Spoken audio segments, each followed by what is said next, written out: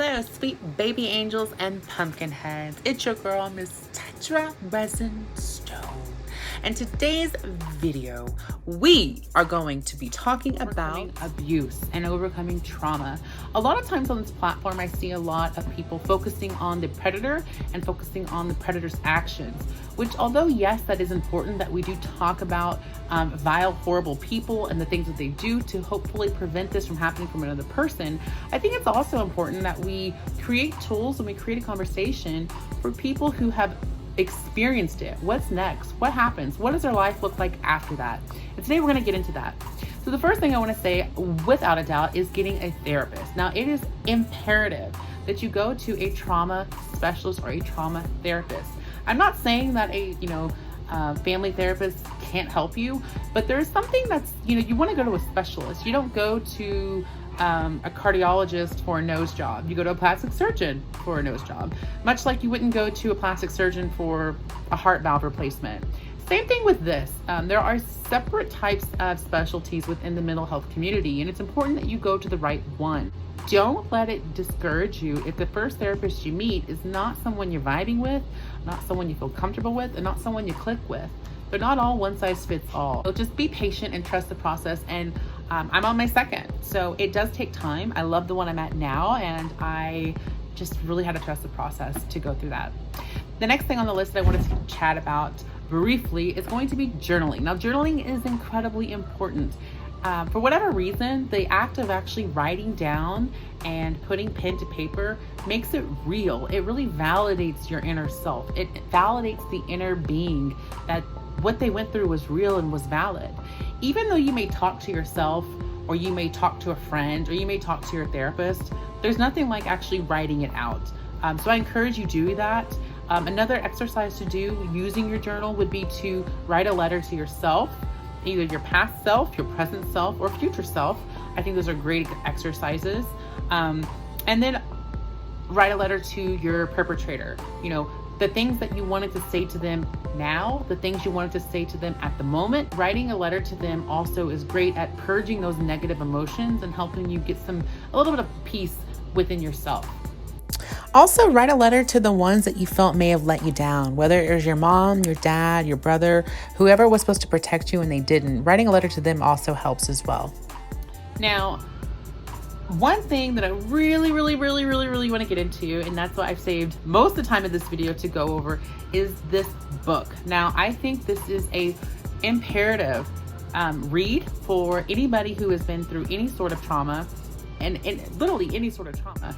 The Body Keeps the Score. Now, this book is fantastic. This book, of course, is by Bessel van der Kolk, and he is it's fantastic. We're going to get into a little bit of examples as to why this book is so great. But the main thing that I want to say about this book is it is a very validating book.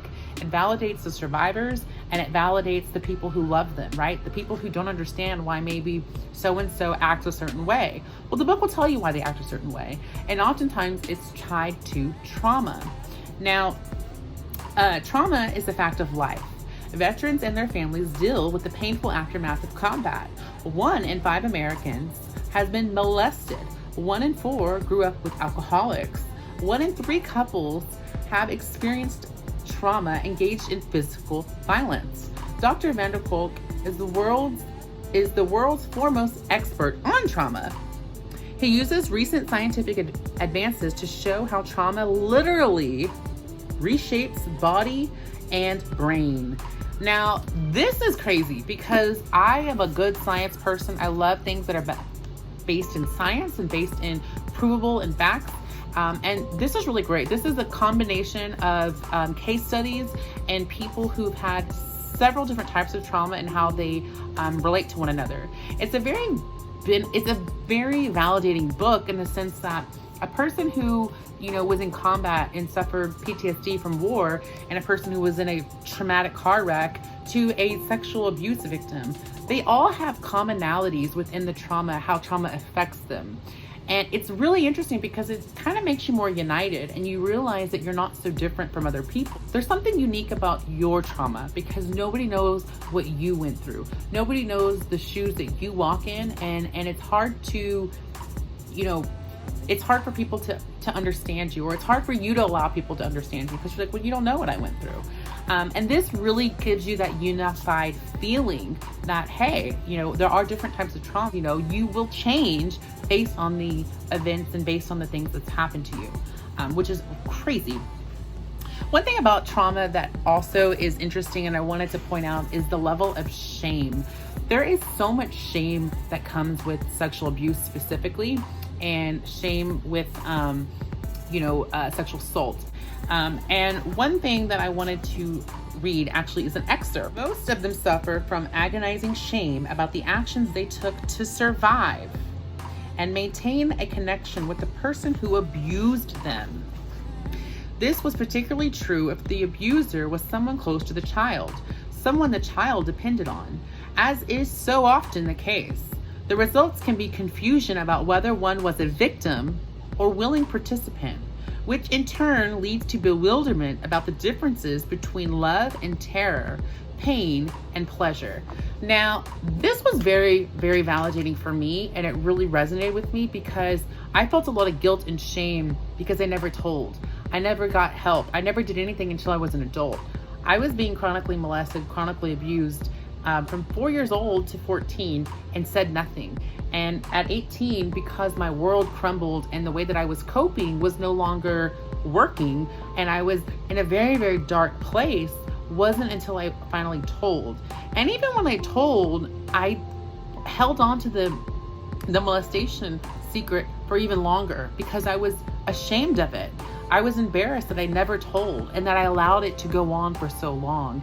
And I felt guilty that I allowed it to go on for so long. And I questioned, was I a willing participant?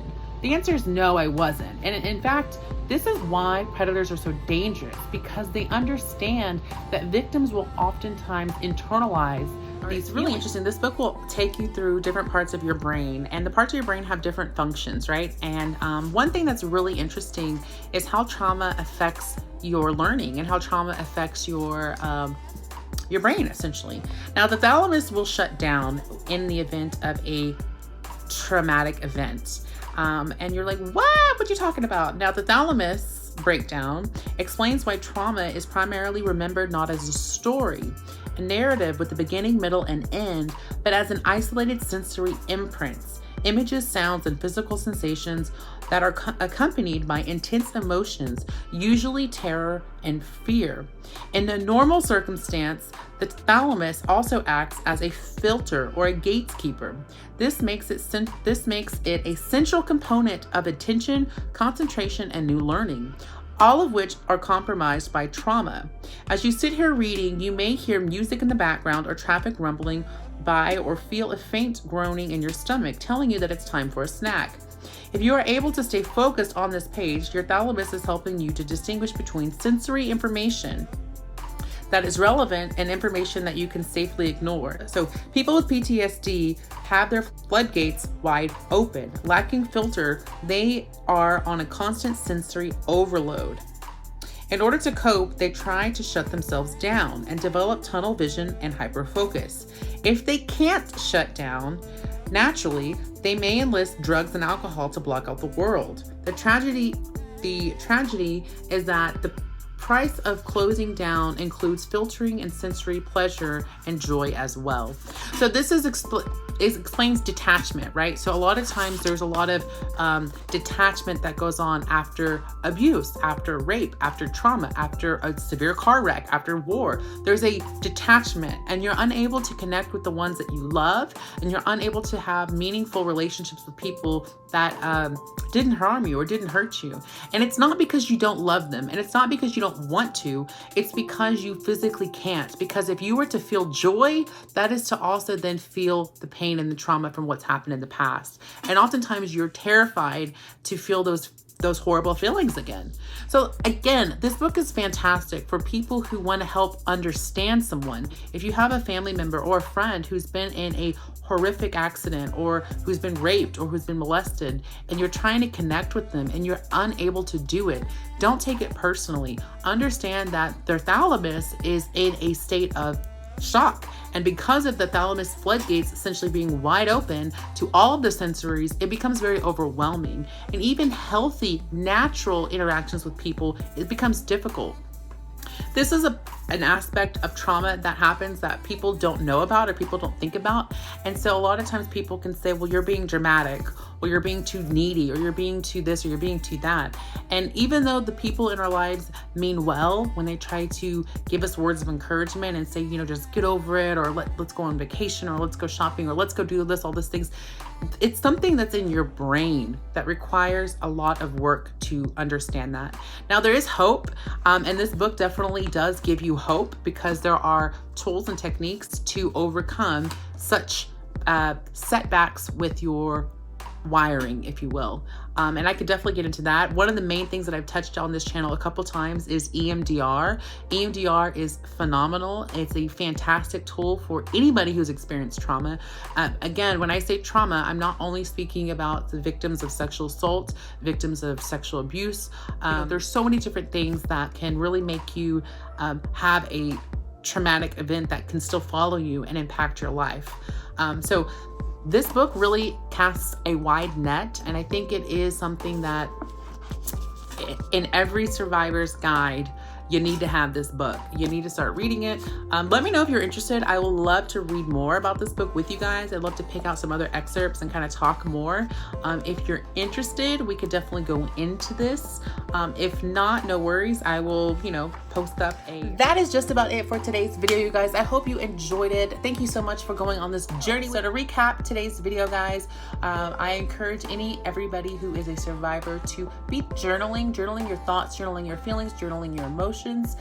Also seek a licensed professional, a therapist who specializes in trauma. I think that's very important as well. And also pick up The Body Keeps the Score. I think that also is going to be something that is really going to help in your recovery overall. This is definitely not sponsored. Your girl's booger channel does not have no sponsors. So, take that for what you will. And definitely, if you like this video, again, like, subscribe, and turn that bell on, honey. If you didn't like the video, you know what? Listen, I feel good about putting something positive for these survivors. I think we spend a lot of time talking about the vile things that these predators do. And though, yes, that is important, I think it's important that we talk about the aftermath, because it's a very long road. And it's a long road I've been on for over a decade. And, I'm still on it, and I go to therapy week. Until next time, I will see you guys in my next video. Bye-bye.